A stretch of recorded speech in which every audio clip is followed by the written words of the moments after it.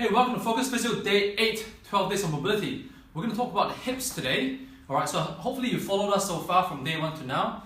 Right, we've talked about different body parts, the feet and the trunk and so on. We're going to work on the hips today, right? Talking about how tight the hips can be sometimes with all our sitting.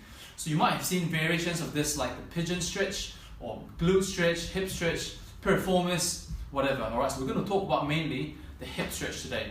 So we're going to talk about two areas of how we can potentially work the hip region. The first one is going to be an elevated pigeon stretch if you like, or just a hip stretch. So find an elevated surface, foot nice and square, horizontal. You're just going to step back with the back leg and we're going to lean down, alright, just lean into the stretch. Now the key thing is that my spine should remain nice and straight, okay? And I'm not letting my body sag, I'm not twisting and so on. That's straight, I'm leaning straight down, bending from my hips.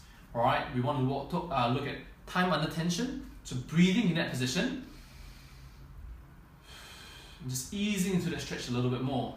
Now, the thing about our glutes or our bum is that the shape of the muscle is a roundish shape.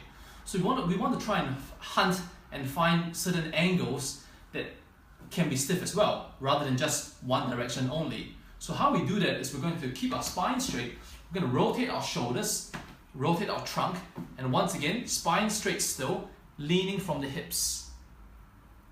Deep breath in, easing into the stretch. To find another angle, rotating our shoulders again, rotating our spine, back straight, bending from the hips, once again.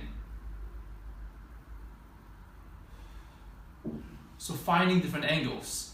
Now, for a lot of our clients, and for those of you who are watching this video, who are working in offices, working in office chairs, a good option would be like this.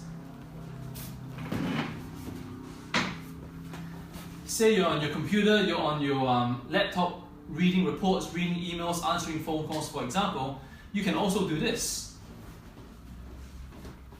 Cross your legs, doing whatever you need to do on the computer, bending from the hips once again. Deep breath in. And as mentioned before, finding different angles, rotating from our shoulders. Rotating from the shoulder and bending from the hips again. Rather than twisting the spine like so. So bend from your hips, rotate from your trunk first, then bend at the hip again. Rotate your trunk first, then bend at the hip again. Alright? We hope you found this hip stretch helpful. Look out for day 9 tomorrow, where we'll be on site at a special guest again. See you tomorrow.